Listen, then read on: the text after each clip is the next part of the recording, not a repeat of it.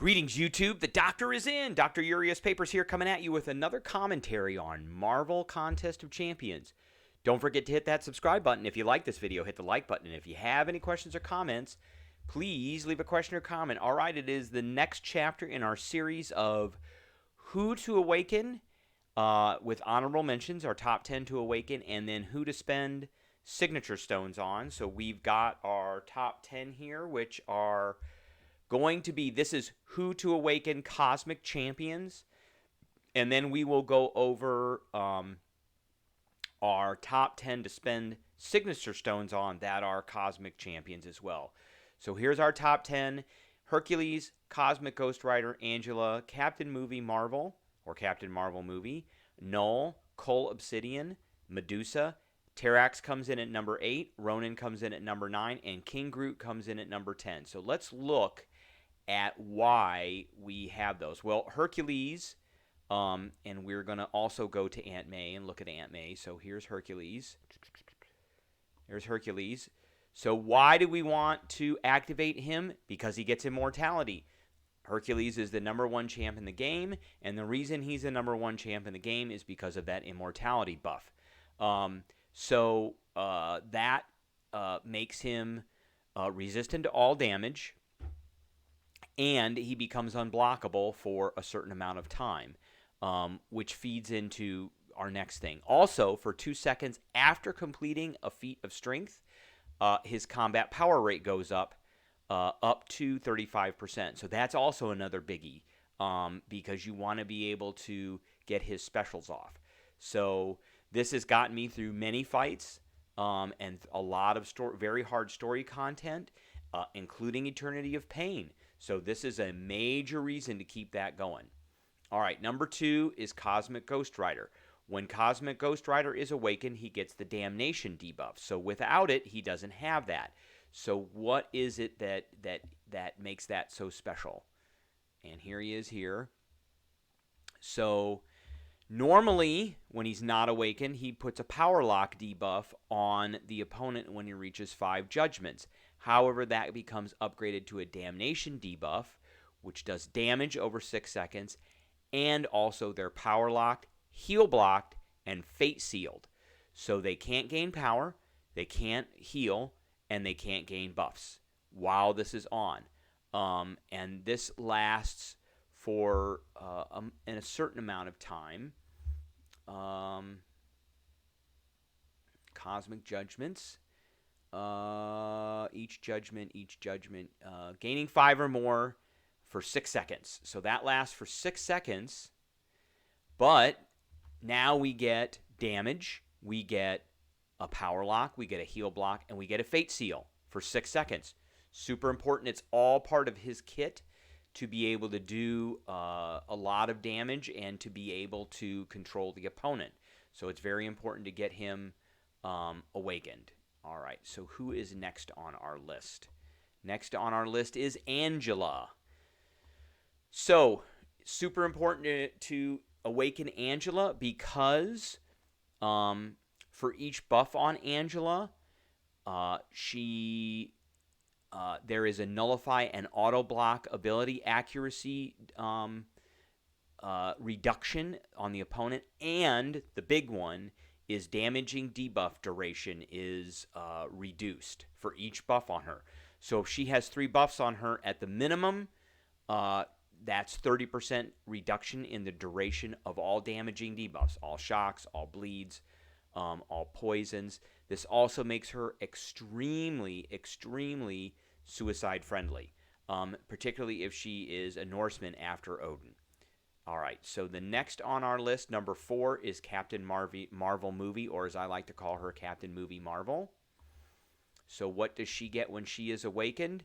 She gets Binary Ignition when she is at 20 or more energy charges. So when the opponent hits her, she gets an energy charge. If they hit her with if they hit her block, if they hit her with any energy attack, she gets a charge, and that gives her indestructible for 6 to 12 seconds, depending on her SIG level. And this ability can be activated again after 60 to 40 seconds. The indestructible buff and half of Captain Marvel's energy charges are removed when struck by a special attack. So, and this is a big part of her kit, because you can keep that going. She will carry those energy charges over to the next fight, depending on how many she has left at the end of a fight. So it's really important you can keep that indestructible going over and over and over again. All right, so who is next on our list? Number 5 is Null. Why is it important to get Null activated? So, one, when the corruption activates, either from a special 1 or a special 3. So if you do special 3, you get corruption immediately. If you do special 1, the corruption happens after a certain amount of time. You gain an unstoppable, unblockable bluff for 2 seconds. The big one is at the start of each fight, you inflict +1 Living Abyss debuffs on the opponent for every 13 signature levels up to a maximum of 15. The third one is while corruption is active and the opponent has up to 50% health or less, when they would gain a regeneration, they instead gain a degeneration. So he is a good, when he's awakened, he's excellent against anyone that has regeneration after you use your special 1 or your special 3. The Living Abyss thing, so a lot of his abilities are keyed off of that Living Abyss.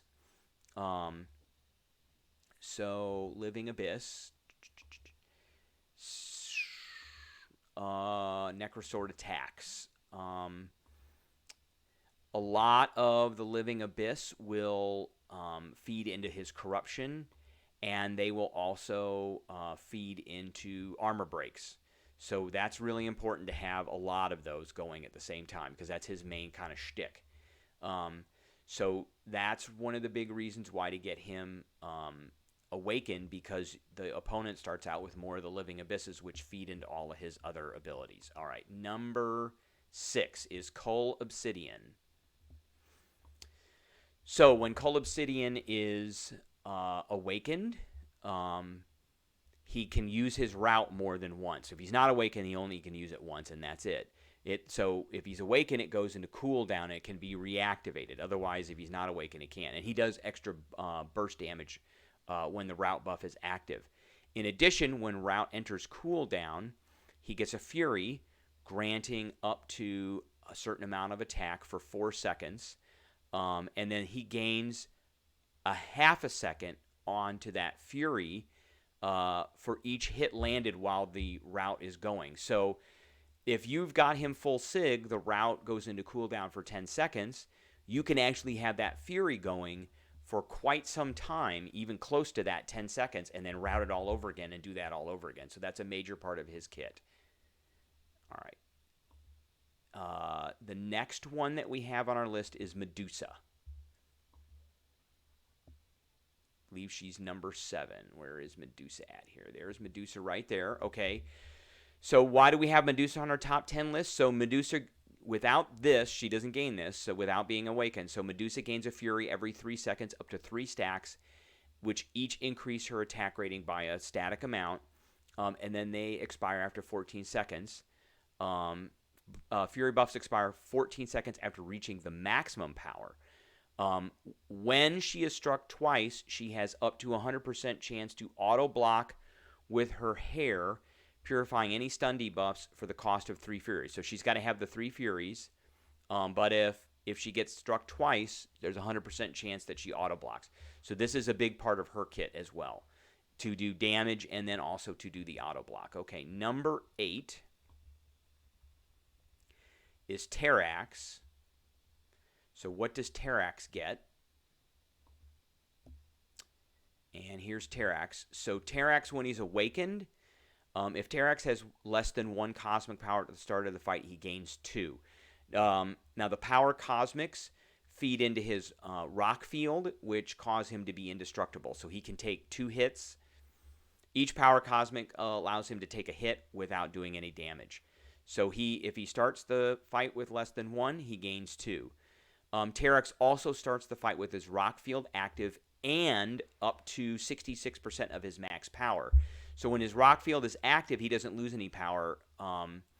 When he uses a special, he doesn't actually lose any power.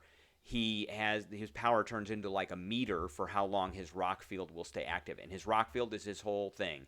So that's super important that his rock field is on. All right, so who is number 9 is Ronin. So why is it important to have Ronin awakened? Let's see. Here's Ronin right there.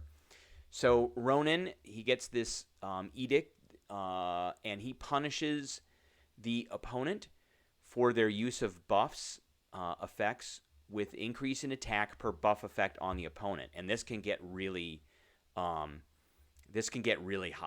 I mean, it's 2055 increase to attack per active buff on the opponent. Ronin's stuns also last longer per buff, and so you can stun lock somebody pretty easily if Ronin is at maximum, if he's at maximum sig level.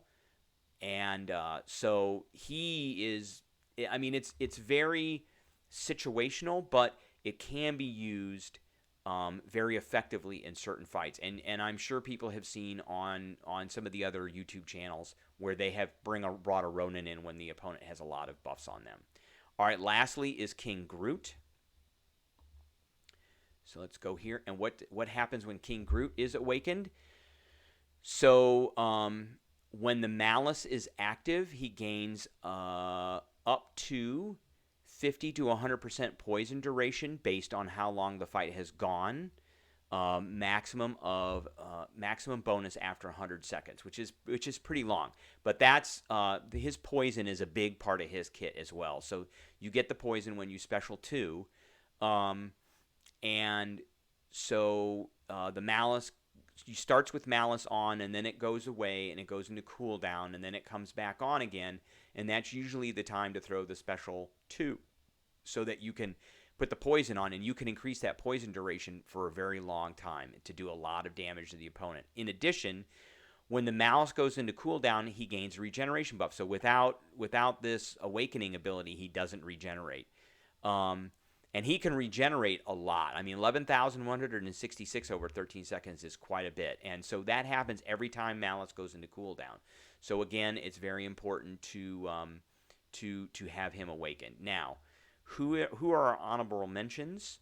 So I've got Annihilus, Hulkling, Venom, and Venompool on here. So these are probably things that influence these champs quite a bit, but they're not necessarily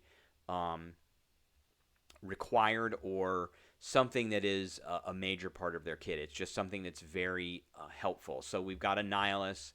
So when his opponent is against the wall, he gets 100% potency to fury, armor up, and precision buffs. And when Annihilus is against the wall, he gets a passive penetration buff, ignoring up to 100% of block resistance, allowing him to get out of the corner. Hulkling, he increases the duration of his bulwarks. And then he increases the duration of his furies, and he gets up to 550 armor penetration for each pierce buff. Venom starts with an extra genetic memory, which is basically like another fight, and up to 100% chance to gain an additional genetic memory at the start of the fight. And then genetic memory buffs increase in potency up to 20%. So that's all, and the whole thing is about genetic memory. And finally, Venompool begins with 1 persistent charge. His fave food is up to 60%. That's all his buffs. And then each time he enters a fight, he gains 1 persistent charge. So it's important to get those persistent charges. Okay.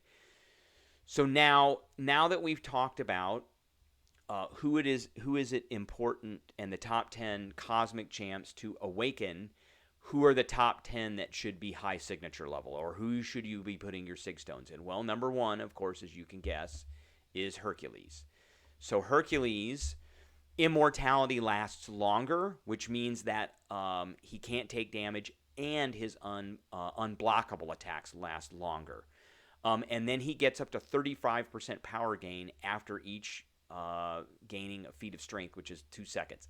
The second one's not the most important one, the immortality lasting up to 9 seconds. That's massive. 9 seconds is a very long time, and allows Hercules, if you've got suicides on, he will actually heal while that's going on too. So you can take an opponent out in that 9 seconds and then start the next fight And if you get hit a couple of times, he goes immortal again, and it stays there for 9 seconds. You can continually do that. So having that up as high as possible is really important. Number 2 is Angela. Angela needs to be high signature level for that damaging debuff duration to be reduced to nothing. So you can get it up to 35% reduction in the duration of damaging debuffs per buff on Angela, which means once she's got 3 buffs on her, which is pretty easy to do, then that is reduced to 0%. So no poisons, no bleeds, no shocks, none of that. That's all gone. Captain Movie Marvel gains an indestructible for up to 12 seconds. And that cools down to 40 seconds. So it's really important to have that up as high as you can, because that's her main shtick, her main thing, is having that indestructible last as long as possible. The reason that you want Null to be high signature level at number 4 is you want to start your opponent out with as many of those living abysses as possible.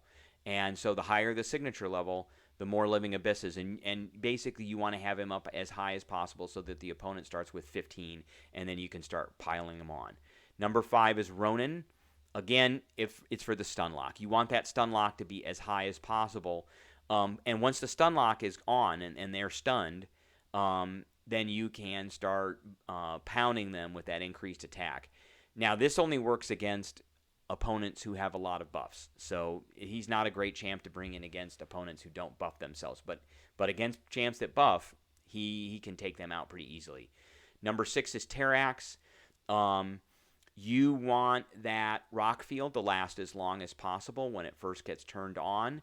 So you want him to start out with as much max power as possible. So that's where that comes in. Number 7 is Colobsidian. You want that route to be reactivated as quickly as possible. So there's the sig values for that. That reduces the cooldown. And you also want to gain Furies as much as possible too. So the Fury bonus to attack rating is the sig part of it, and then you can get that to last very long. Number 8 is King Groot. The poison duration increases as his signature level goes up, so you want that to last as long as possible. And the regeneration buff goes up as his signature level goes up, so you want that as well. Medusa is number 9. You gain Fury every 3 seconds, up to 3. And then when struck, up to 100% chance to auto block. So you want that auto block to be up as high as possible. And lastly, number 10 is Cosmic Ghost Rider. Not super important. It's important to have his damnation debuff on, which is what he gets when he's awakened. But the thing that ramps up is damage as you get more signature levels, so that's not as important. So that wraps up our video for which cosmic champs to awaken, and then which cosmic champs, who are the top 10 to spend signature stones on. So again, if you have any questions or comments, please leave a question or comment below, and don't forget to hit that subscribe button or that like button, and I will catch everybody later.